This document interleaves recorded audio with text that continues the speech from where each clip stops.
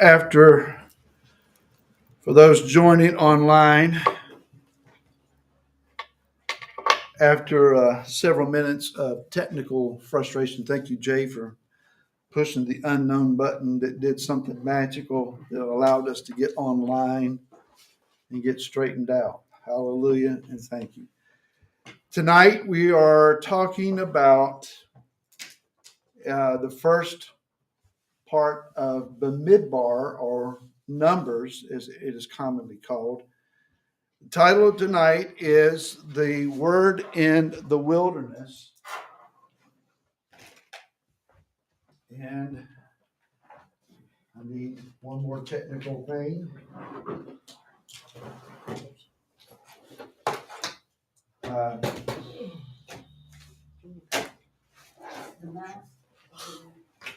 Thank you. Thank you so much. Yvonne's even contributing to things tonight. So we are talking about the Word in the wilderness. Move this around so you can see better.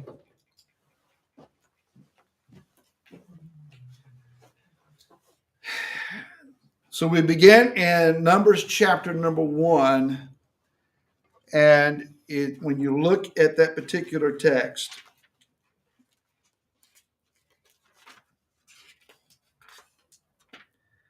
it says that Yahweh spoke to Moshe in the wilderness of Sinai.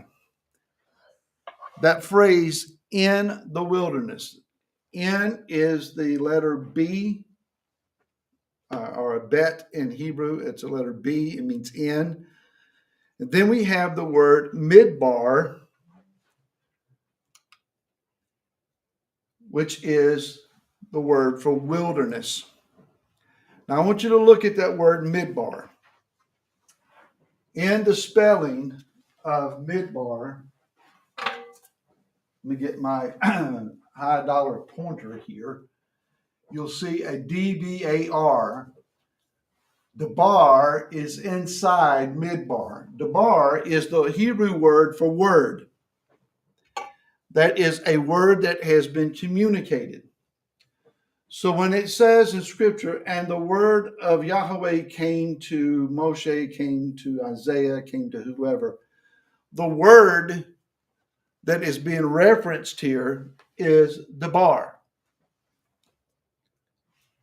So it is the Debar who comes, notice I said who comes and speaks and communicates. Yeshua is the word of Yah. So when you go to John chapter 1, verse 1, what does it say? All right, let's all say it together. In the beginning was the Word, and the Word was with Elohim, and the Word was Elohim. A lot is made out of the Greek of that. Well, it's logos. Well, Yochanan, or John, was a Hebrew lad, Jewish in particular, and he didn't speak Greek. So he didn't write his book in Greek. He would have used Hebrew, and the Hebrew word for in the beginning was the word, he would have said the Debar. The Debar was Yah. So when we talk about in the wilderness, it's in the wilderness that Yeshua shows up and speaks to you. It's in the quietness and the isolation of the wilderness then that we learn to hear the voice of Yah speaking to us, because it's in the wilderness that you get desperate enough that you will pause and listen for instructions. Less than 10 minutes ago, I'm sitting over here frustrated because the internet was not cooperating, was not allowing us to sign on. The computer could not communicate with the screen here. I needed some help. Thank you, Jay, for stepping up. And I don't know what you did or how you looked at the TV or who prayed and how it happened, but I'm thankful for the assistance. That's what happens in the wilderness. You get to a place where you realize I need help. Someone taught me, a cousin of mine taught me years and years ago. I was Nathan's age or younger. And we will take a walk in the woods. And he said, let's stop and see where the sun's at. If the sun's over here and we go into the woods, when we come out of the woods, the sun needs to be over there. Makes sense. If you want to come back to where you started from, you need to pay attention to where the sun's at, especially, and if it's hot straight overhead, you need to wait before you go into the woods to see which direction it's going to move. If you're not already familiar with the woods, or you're not aware of where the four directions are, you need to watch the sun and see where to go. You learn that by being outdoors. We city dwellers who spend most of our day inside, sitting in front of a computer screen, over the years, we've lost the knowledge gained by our forefathers by living outside, living outdoors, learning to discern the seasons without looking at a calendar. Knowing what time it is by knowing what position of the sun is in the sky. In the wilderness, spiritually, it's the same thing. You learn to listen for his voice, because if you don't, you're going to get lost, and you're going to remain in that setting until you hear from him.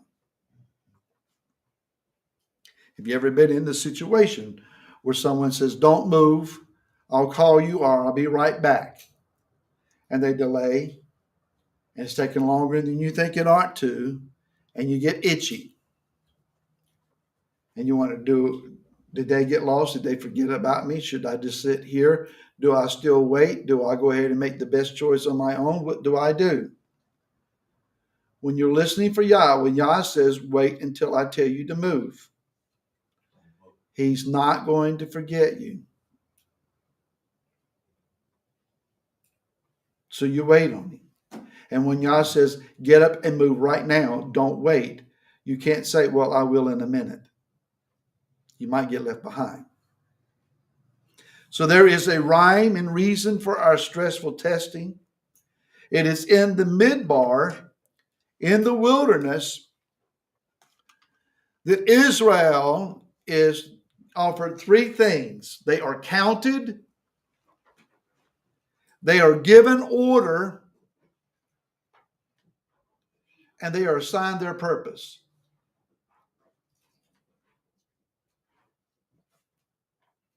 Give you time to write that down. You are counted, you're given order, that is, you're organized, and then you are assigned your purpose. All of this takes place when you're in testing situations. The wilderness is designed to test you. The wilderness is designed to not be comfortable. Stress is a given factor in the wilderness. Questions exist in the wilderness. It's where you learn. You will go in immature. You will come out seasoned veterans with maturity. And you cannot come out until you get to that place. So this is not a situation where you get passed just to get you out of that grade and it is somebody else's responsibility because that teacher's tired of you. That's not what happens in the wilderness.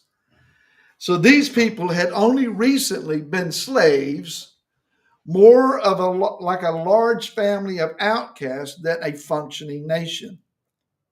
When they came out, they were not a functioning nation.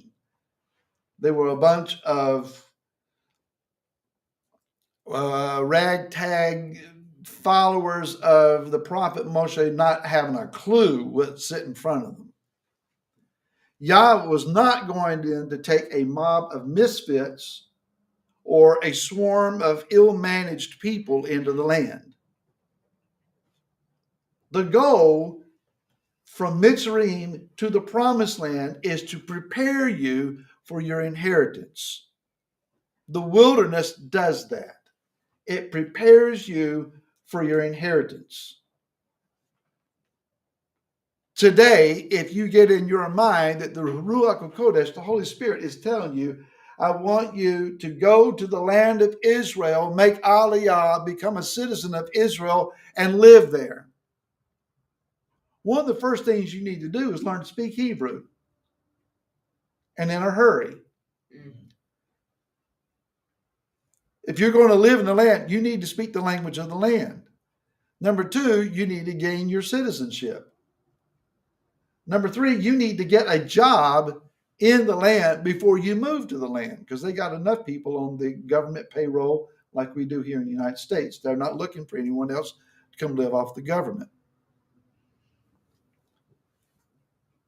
That time frame of doing such things is your wilderness. It will be a process, right? So Yah is going to do certain things. Number one, he is going to raise them up to a much higher standard. He is going to change their mindset of you are no longer slaves. You are now a nation, a peculiar people, my own special treasure. Number two, he's going to organize them into rank and file. It's not sufficient for you just to grab a spot and pitch your tent. Has anyone here never done Sukkot before? You've never done, you guys been to Sukkot before? Have you done tent camping before? No, but I've gone to other people's and sit in their little Sukkot things they made. Just not. Well, it's Sukkot. A lot of times you go in, and if it's not organized to where this is your spot, number whatever. If it's an open field, you pick your spot. Jay, we've done that. We've had several occasions where we've gone in, large field, and it's like, do I want shade? Do I not want shade? Do I want to camp beside this one or that one over there? They snore. I don't want to be close to them. I'm going to move over here. And so you pick your spot. Well, that can work, and sometimes it can be like you need to move. Or your tent's too big. Or your tent's too big. Or we don't have room for that TP. He gave them their job descriptions and their duties. Because you don't just sit in the wilderness. There's work to be done. He instituted their laws and defined their society. They went in, not a functioning society. He gave them a society. Torah is a society instruction book.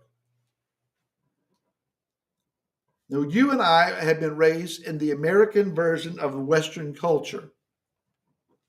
We have certain expectations. We have expectations that people are going to drive on the right-hand side of the road. We have expectations that people understand red on the light means stop, green means go, yellow, it's up to interpretation. Right? We have an expectation that you can spend dollars as a currency and that you as a citizen have a right to vote, provided you're old enough to do so. There are certain expectations of culture. You move to another country, those expectations may not be the same. When you go into the Torah, Torah is its own culture. And when you live according to the Torah, there are certain expectations of how things are going to be done. Yah gave to them his societal structure and understanding of what things ought to be through Moshe. The word of Yah situates you as a people. So in addition to American cultural understandings of how you are to get along, we allow the word in the wilderness to supersede American relationship guidelines And we call each other brother or sister, even though we're not blood relatives. But we consider each other just as much a brother or a sister as our own natural bloodline family. Why? Because the word tells us so. The Torah is still seeking now to do the same things for us that it did for Israel in the wilderness. Now, one of your questions had to do with the counting. I printed mine out and left them at home. Here, I have it. Do you have an extra? Yeah. All right. Class monitor Christy, thank you. You're welcome. So we've answered number one, those reasons why. There were 603,550 people from the men from the age of 20 and above who were capable of going out in the army. These are the defenders of Israel. They would have been, after they are counted, this is important, they would have been accountable to the Torah and required to live in full obedience. If you're counted as a man, a defender, the army of Israel, just like being in the military, it's understood that you are required to operate in obedience.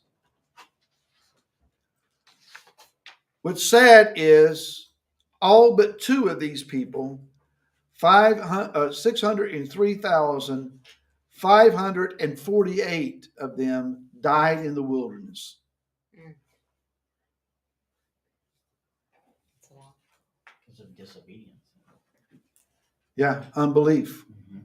So they had to die off. What does this tell us? It tells us that just because you have a gift, a calling, an anointing, a destiny, doesn't mean that you actually automatically succeed. Because you have to learn to hear and obey. If you refuse to hear and obey what you hear, you will die in the wilderness. You will never get out. Well, rebellion is sin, right? It is. So we look at 1 Corinthians chapter 1, verse 26 through 29. For look at your calling, brothers, that there were not many wise according to the flesh, not many mighty, not many noble. But Elohim has chosen the foolish matters of the world to put to shame the wise, and Elohim has chosen the weak of the world to put to shame the strong.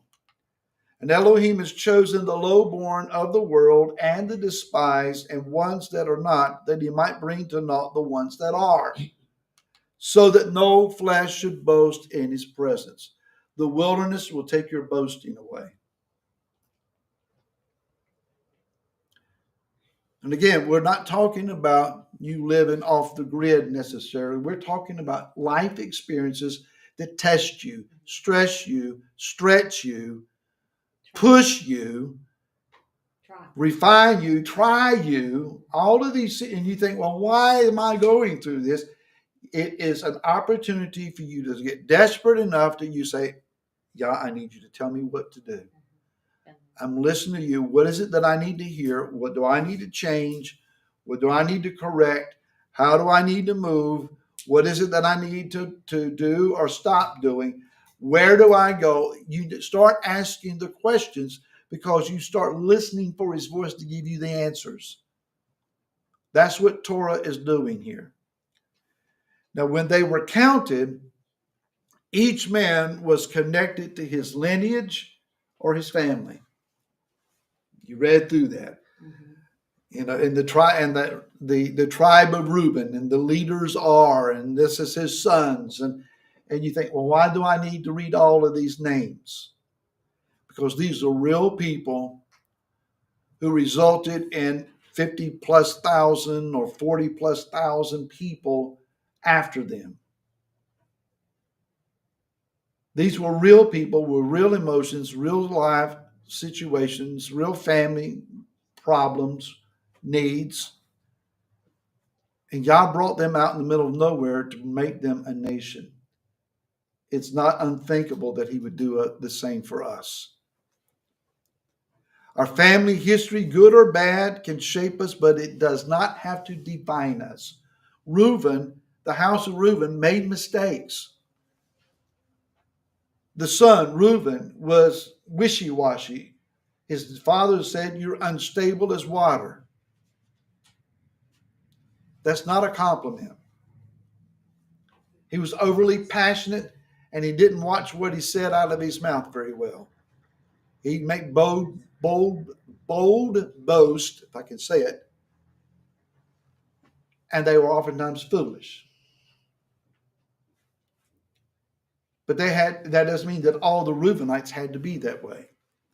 So you can break a barrier and you can build on foundations, but your future is determined by your obedience, not your past.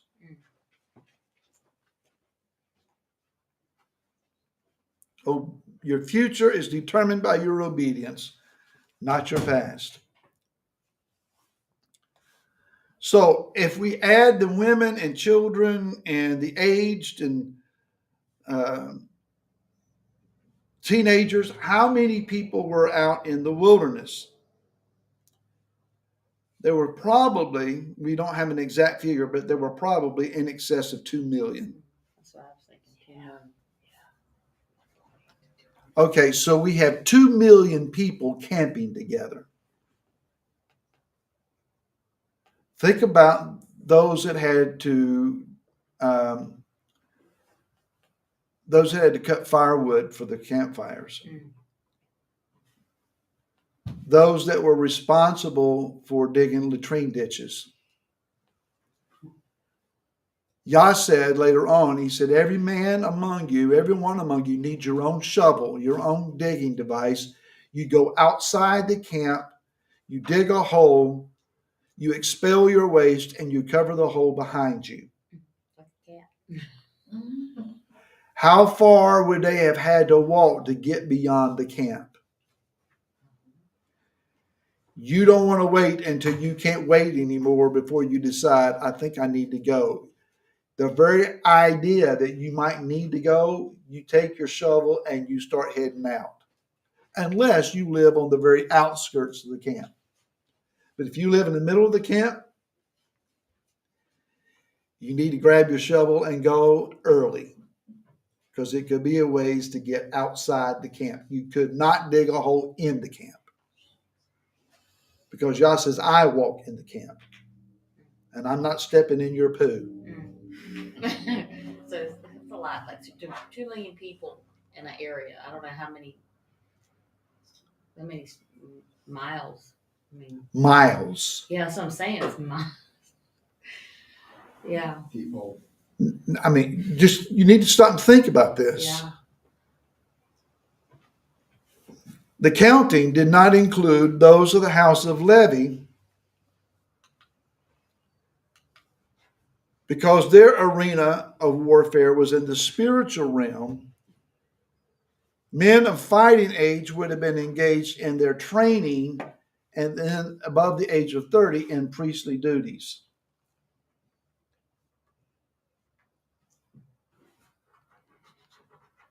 So, with this foundation and understanding, how would one organize such a large number of people into a cohesive formation to move out together? Just to get the word out, we're leaving. That's a good question. They moved 42 times.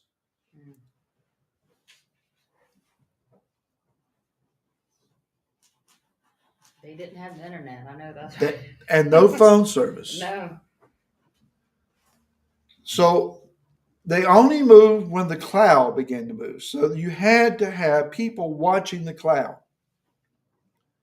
Once the cloud picked up and began to move in whatever direction, word would have spread very, very fast. It's moving, cloud's moving, pack up. You had to strike your tent, pack up all the belongings inside the tent, load whatever beast of burden you might have, or wagons that you might have, or backpacks that you might have. grab your belongings, but everybody could not move out at the same time. It'll be too You've much been to an chaos. arena, Yeah, chaos. football stadium, baseball stadium, concert, and everybody's moving out at the same time. Can everybody get out the door at the same time? Oh, you You, bottleneck. you get into the parking lot, you find your car. Can you immediately just pull out, go up to the stop sign, turn right, and go down the highway? No, could be hours. It could be hours. Mhm. How long does it take 2 million plus people to move a mile? Probably days. Do you understand what Yeah. the Torah is saying? There is a way to move people to get them into a process. Huh. Chapter 2 says that the various tribes were to camp by their banners.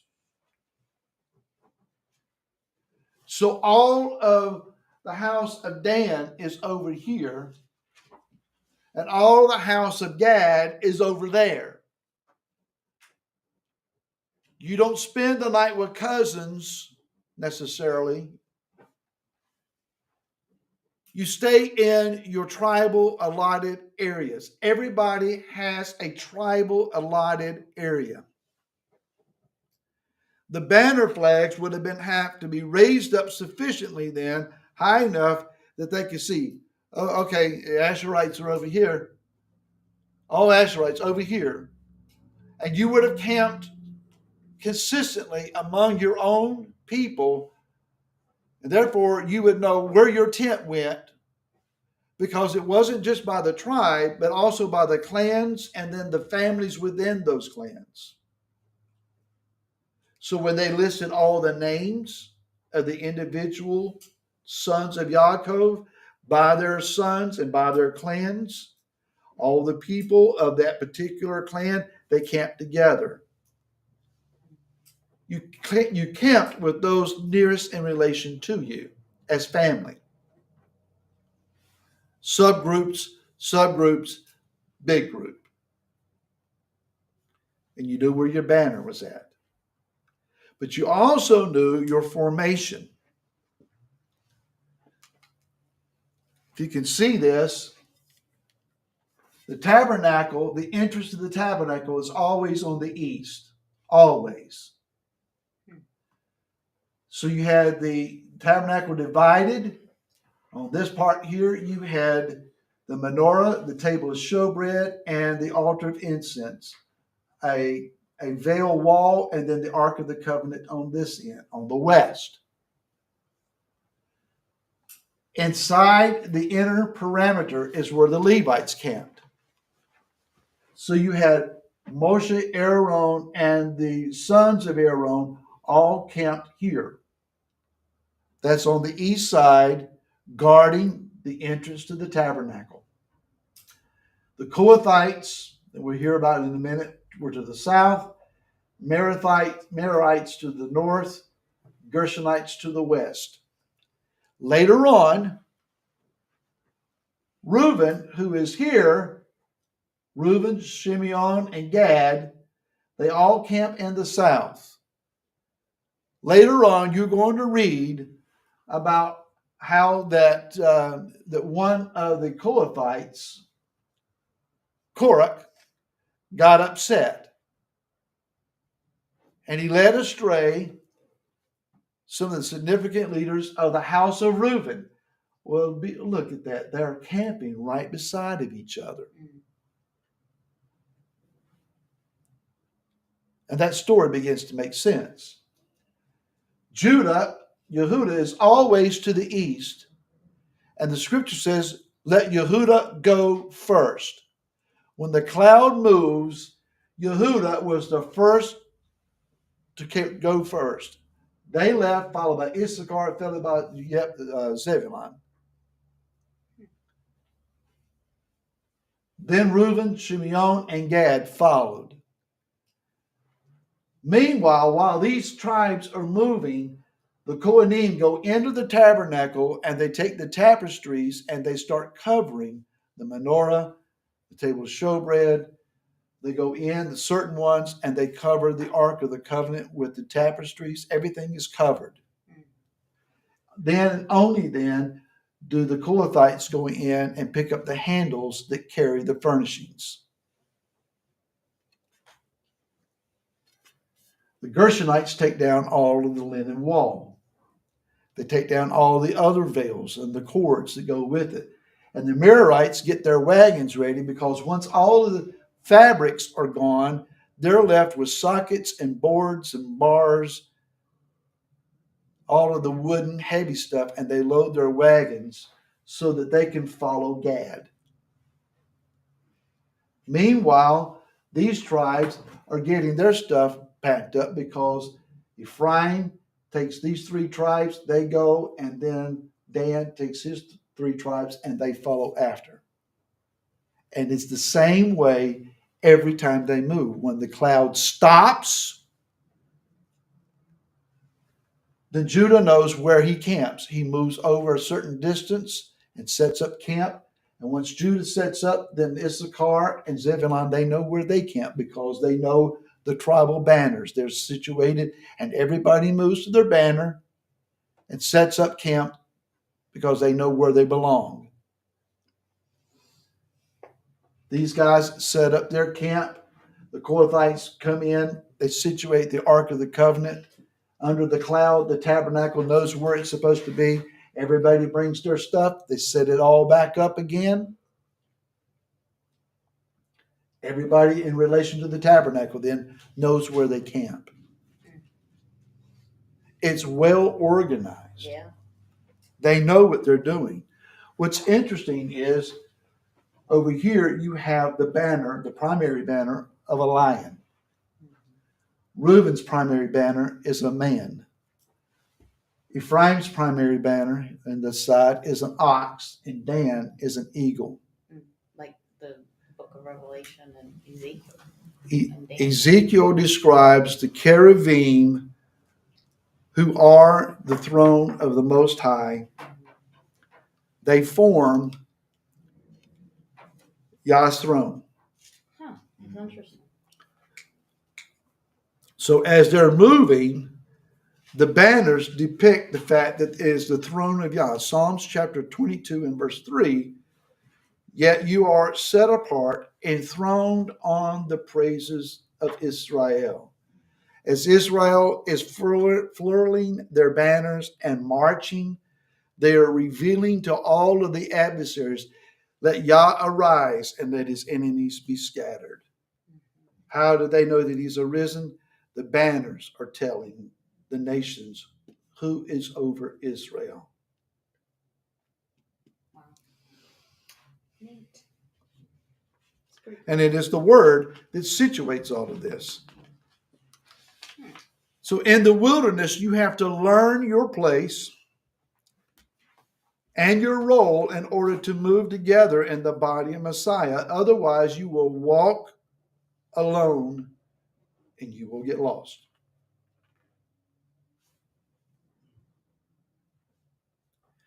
So you need to know what your role is in the body of Messiah. Are you an intercessor? Are you the giver? Are you the organizer, an administrator? Are you a dancer? Or what is it that you do? How is it that you function? What is it that Yah has set upon your spirit to do? This is not in the notes, just as came to me. I'll share this with you. You might want to write this down. If you want to know what Yah has put in your spirit, ask yourself 3 questions. Number 1, what do you dream about? Not when you're sleeping, when you're just thinking. Like daydreaming. When you're daydreaming, what is it that you daydream about? Number 2, what do you rejoice over? What is it that really causes you to rejoice? Number 3, what do you weep about?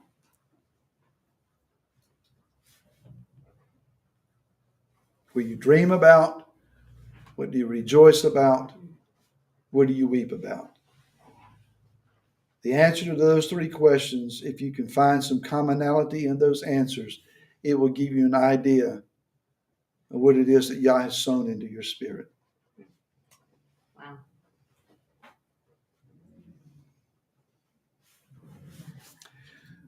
So it says then in our text, chapter 2, verse 34, so they camped by their banners, and so they departed, each one by his clan, according to their father's houses.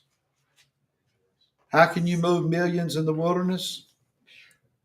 Organize them by banners and by families, each one knowing when they move, who they follow. How many square miles was that? Do you know? It was too. Somewhat, we did an estimation of that. If you gave everybody a personal space of so many square feet, how many square feet would it take to put 2 million people in that? So if you gave everybody, I don't know, 3x3. well, let's give them big enough room to turn around. Let's say for a 5x5 piece of real estate here, 5 feet. It's 25 square feet, 5x5, right? Yeah. Multiply that by 2 million people. Yeah, it's 50 million square feet. How many miles does it take to put? I mean, someone needs to do a math formula that I don't know right off the top of my head. Guess bring up the chalkboard. Just Google it. Siri. All right. Notice then that when the generations of Moshe and Aaron are listed, when it goes into chapter number 3, Aaron's sons are listed, but Moshe's are not. Moshe had 2 sons. Neither one of them were listed here. Great men don't always raise great sons. And nobody is great just because of who their father is. You have to earn your own greatness. So what happens then is there is not an established monarchy based on Moshe. If Moshe's son Gershon had followed his father as the next leader instead of Yehoshua, it could have been that, well, there is a claim then to rightful lineage and succession as a king. That did not happen. Instead, they had the establishment of the Aaronic lineage of the priesthood, the Kohanim, and the Levitical order of priests. Does anybody remember which tribe became the monarchy of Israel? Was it Judah? Judah, Yehudah, through David.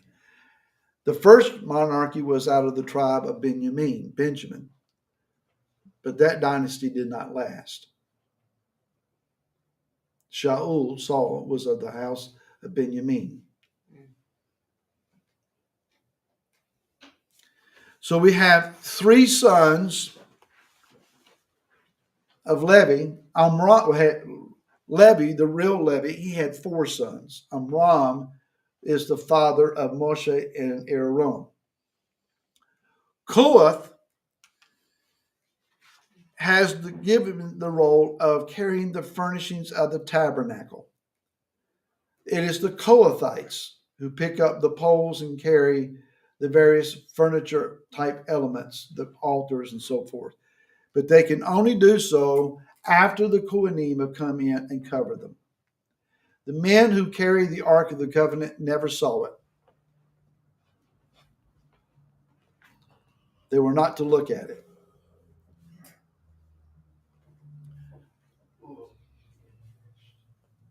I'll grab questions here in a minute. Gershon is given the role of carrying the tapestries and screens and coverings. they would have gone in immediately and started taking down the white linen wall, folding those linen curtains up and stacking them in whatever containers or whatever means by which they carry them. And then Merari, did I not do that? Forgive me for not sticking that on there. Merari is given wagons to help transport the heaviest items, the beams, boards, silver sockets, pegs, cords. You would not want to be a man having to carry one of those acacia wood beams on your shoulder, even among two of you. They would have been very, very heavy. Acacia wood is very dense, more or less. Gave new respect for Yeshua. Yeah, absolutely. Than a railroad tie. So as they count then the Levites, Yah says that every one that opens the womb, that they're his, of man and of beast. And as such, they have to be redeemed. So redemption of the firstborn. Right? So Tristan, you are the firstborn of this family. You don't belong to you. Yah says you're his. I dedicated him to when he was a baby, both of them. So he being the firstborn, he has to be redeemed, right?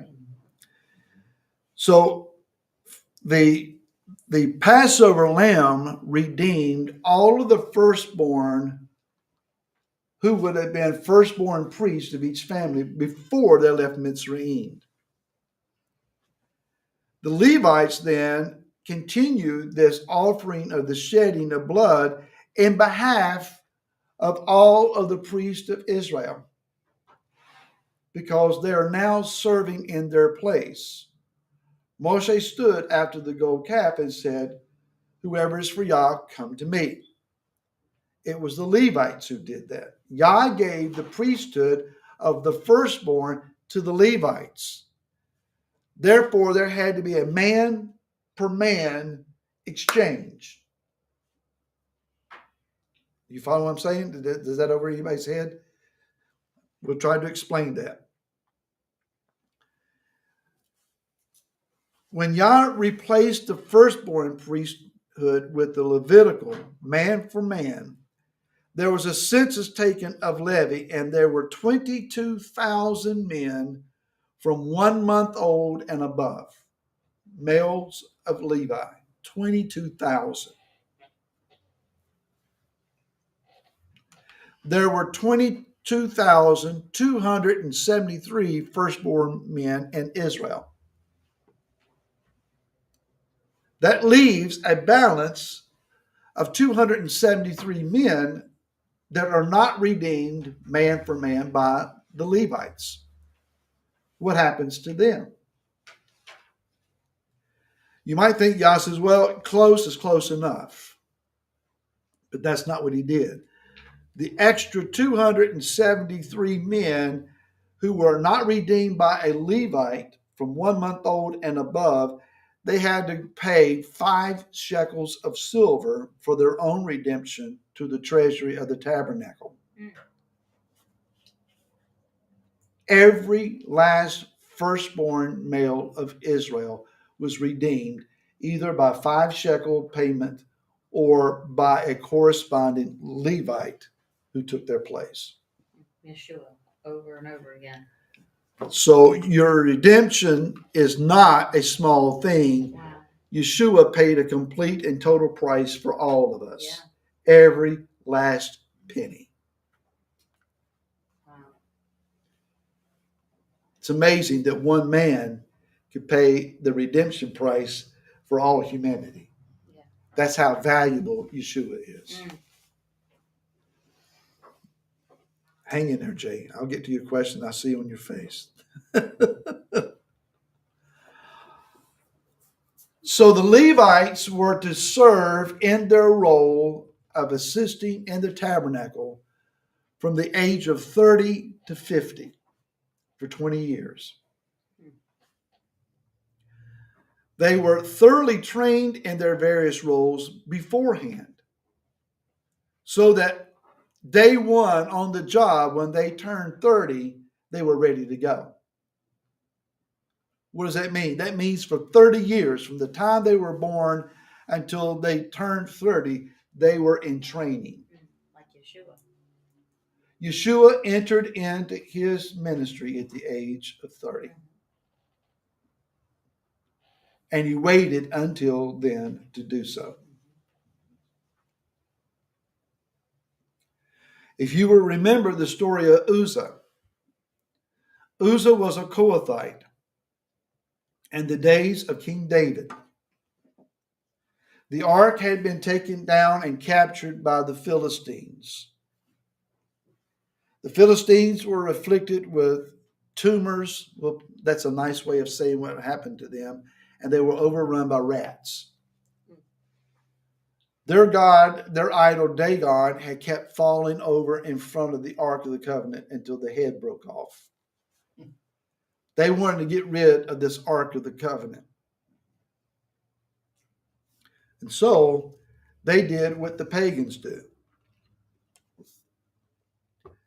They got a cow or an ox, hooked it up to a wagon or a team of oxen, put the ark on a wagon, and sent it back to Israel.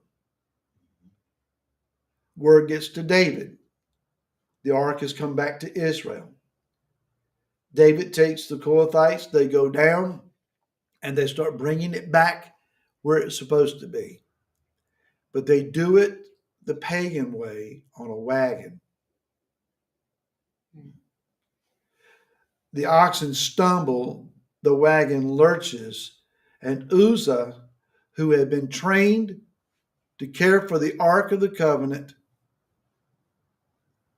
from the time that he was born to now above 30 years of age, for some 3 decades he's been trained. He knows you never, ever, ever touch the ark. And he stuck his hand out to steady the ark, died instantly. Why? It wasn't as if he didn't know. If you are trained in a given situation of testing or stress, you will respond to your training, not to your thinking. That's military mindset. They put the military, members of the military, through the paces over and over and over again. And those who are already experts will continue their training. Why? Because when it's a hot situation, you want to respond to your training. Do what your training has told you to do, not what you think. That was emotion. That tells us that you will do what you train yourself to do, not what you think you will do. Those who have done firearm training, they will tell you, you have to go to the range, learn, draw, fire, aim, go through the motions over and over and over again. Because in your mind, you're thinking, if I get accosted in a parking lot, I'll just draw my weapon and fire. You won't unless you have been trained to do so. You will shoot yourself in your own leg or foot trying to draw your weapon. And I've been told by that many, many times. Spiritually, well, if it gets hot, if things get testy, I'll just pray. If you've not been praying beforehand, you won't know what to pray when that situation. And if you had been praying beforehand, you would have been sensing something's getting ready to break. I need to be prepared. The wilderness does this for you. That's why it's important to learn the word in the wilderness. Wow. So there were 8,580 Levites. They were all trained. They were all assigned their roles. They served in dismantling and then setting up the tabernacle again and again at the move of the cloud. They served the Kohanim. They assisted in the daily operation of the tabernacle service. But all the while, they had to be mindful of what the cloud was doing. While they were serving, somebody had to keep their eyes on the cloud. Because once the cloud picked up and began to move, everything stopped and the process of dismantling started. While you're serving, whatever it is in capacity that Yah has given to you, serve with all your heart, do with all that you do as unto Messiah. Keep your eye on the cloud. So this teaches us we serve Yah dutifully in our assigned roles. But you have to be mindful of his abiding presence and be led by his Spirit as you do so.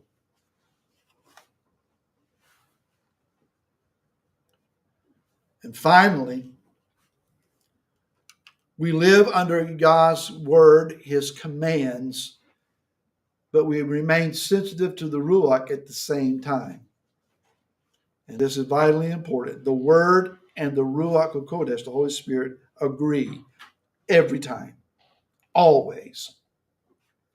The Ruach will never lead you to do something in violation of the Torah. And the Torah will never restrict the Ruach. It works flawlessly. Yeah, they go hand in hand. All right.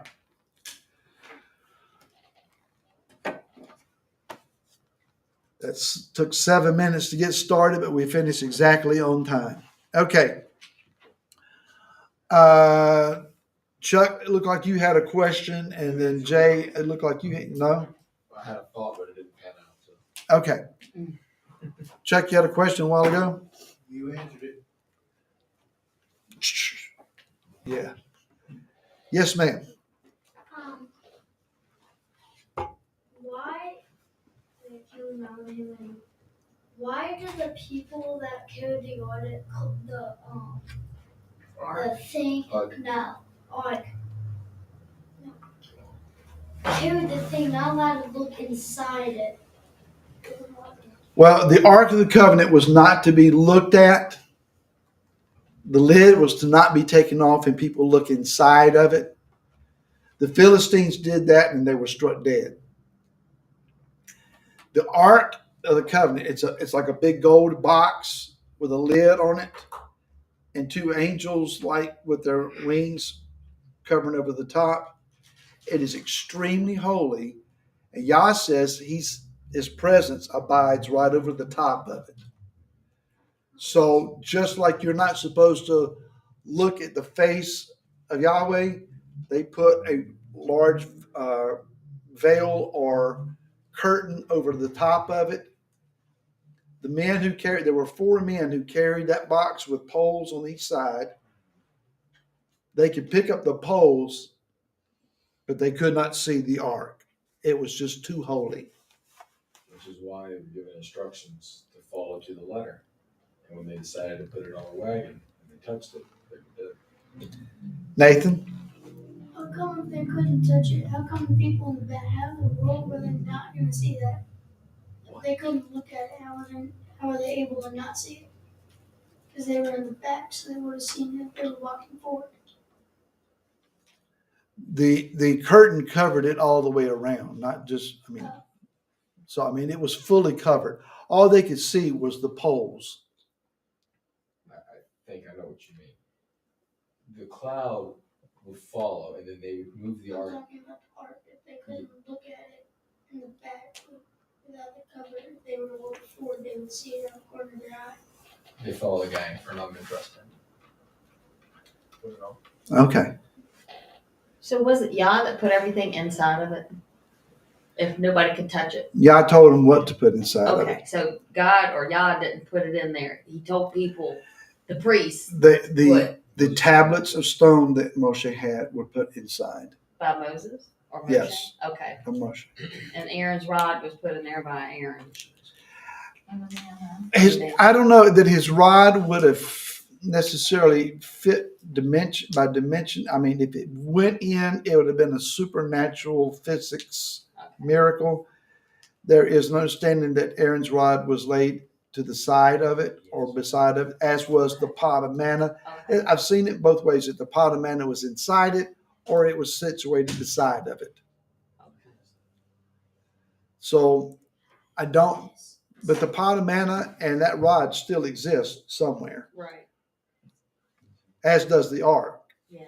somewhere. Yes. It's never left Israel. It's there. Yeah. I mean, there are those who say it's down in Ethiopia. It's not in No. Ethiopia. No. God says he's never left. It's still there. Yeah, that's interesting though. Yes, ma'am. I have another question. Why do they cover everything? Not only the ark, but they cover like the showbread, the menorah, and everything. Again, those things are in a room where it's not open for everybody to come in and start looking at. You ever been to a museum? Yeah. So you go in and what do they have? Some things are too valuable to touch and they have them inside a glass case. It's a similar mindset. It's just too valuable, not only to not touch, but it shouldn't be commonly seen. Something that is covered and protected that way, people remember it as being extremely holy and set apart. I don't know if that answers your question or not, but Yah said to cover it, so they covered it. So not meant for normal eyes. Not meant for normal eyes, yeah. So only the priest could look at it. And only certain one of them, yeah.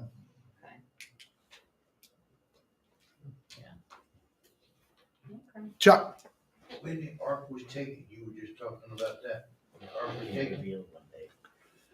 and they put it on the wagon instead of carrying it, and it was finally returned to Israel, right?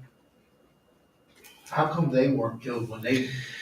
good question. Israel had a idea that if they brought the ark out onto the battlefield, they couldn't lose. But that happened during the days of the priesthood of Hophni and Pinchas, the sons of Eli, or Eli the priest. Neither one of them were righteous men at all. They were abusive. They were immoral. And Yah had put a judgment against them. So they bring the ark out, thinking that the ark's here, we can't lose. They didn't honor the ark. They did not honor Yah. They held him in contempt. And Israel was slain, and those two priests were slain. Yah let himself be captured by Israel's adversary. Now, he let the Philistines know real quick, I'm not happy in being here, and you dishonor me, to where they got to the place like, we got to get him out of here. Yeah, but like with the Israelites, if they so much as look upon it or touch it, they died instantly. Maybe they How come they may have put the veil over top of it, the curtain over top of it again. That's the only thing I can think of. Israel had, in time of Messiah, he said, they said the temple, the temple, the temple. And they felt that because the temple is here, we're protected. But Yeshua says not one stone in this temple will be left sitting on top of each other. The Romans, when they destroyed the temple, were told that there was gold in the seams of the temple, and they dismantled it down to every stone looking for the gold. That was what? Titus? Hagen, I forget the name of the guy. Anyway, that was in 70 AD.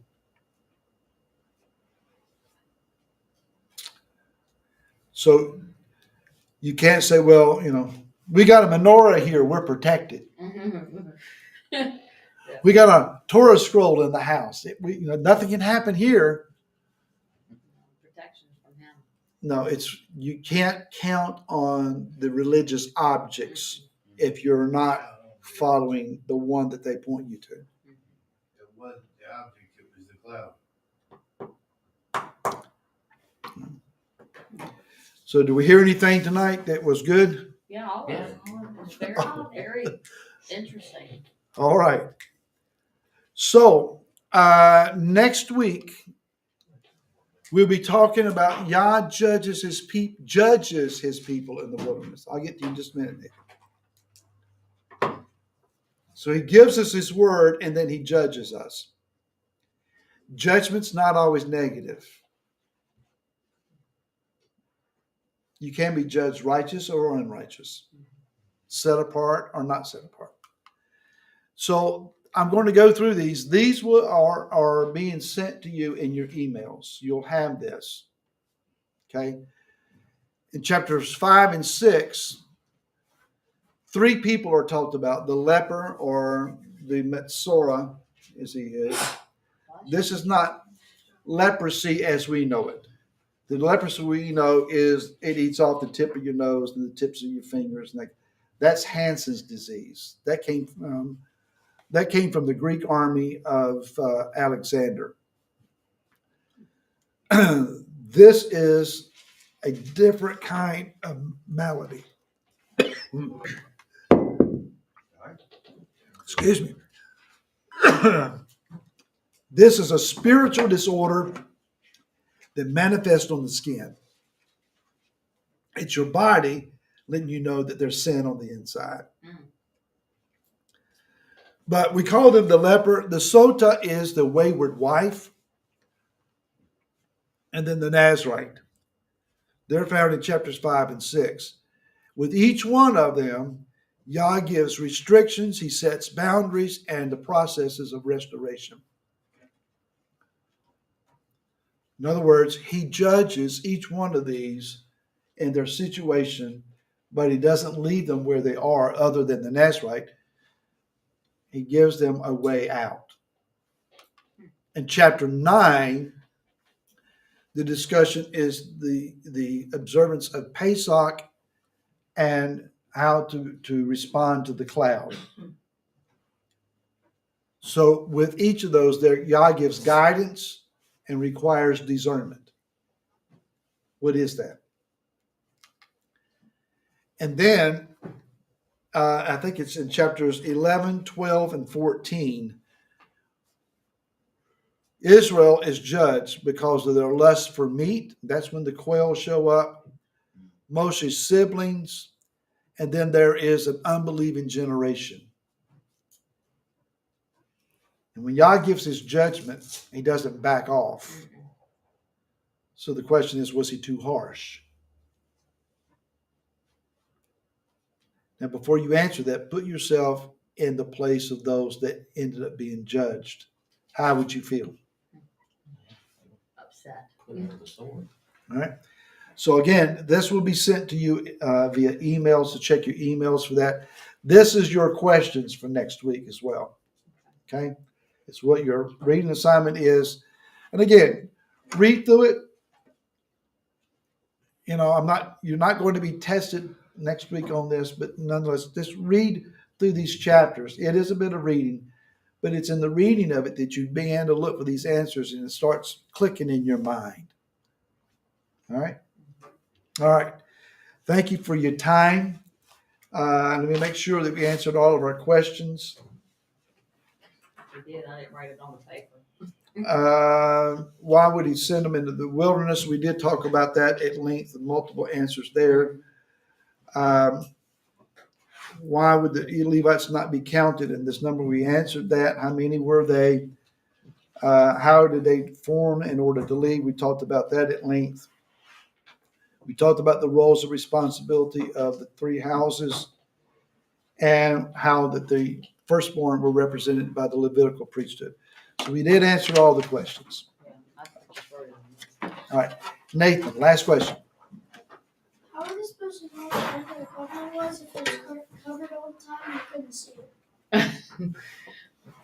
it? Well, the priest knew. The priest knew they put it under the ground. And he's thinking about that Ark of the Covenant. Is there any way you can go back to Gershon? Because you skipped that one and I didn't get a chance to write it down. Right there. Thank you. For those online, thank you for your time, for joining us tonight. I apologize for the delay. We did have quite a bit of some technical difficulties. That's the second class we've had that. All right, thank you. You're welcome. Yeah, that was good.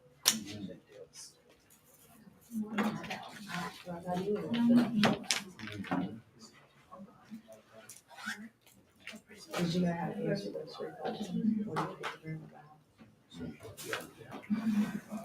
I did about that. I gave the direction about ministry. I really